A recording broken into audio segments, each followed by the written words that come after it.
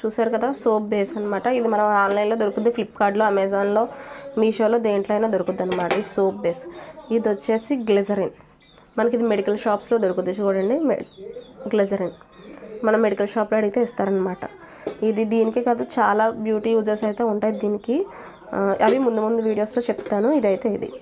ఇది పచ్చిపాలు. ఇవి పచ్చిపాలు అన్నమాట. కాచినవి కాదు, పచ్చిపాలే వేసుకోవాలి దీనికి. ఇది మనం ఇంట్లోనే ఆరబెట్టేసుకొని, నీళ్ళలో ఆరబెట్టుకొని చేసుకున్న వేపాకు అన్నమాట. వేపాకు పౌడర్ మనం నీళ్ళలో ఆరబెట్టుకొని పౌడర్ చేసుకొని పక్కన పెట్టుకోవాలి.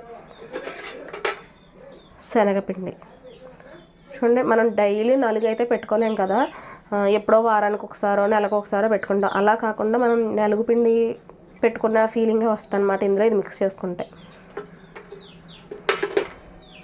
ఇదిగోండి, ఇది వరిపిండి అనమాట. అదే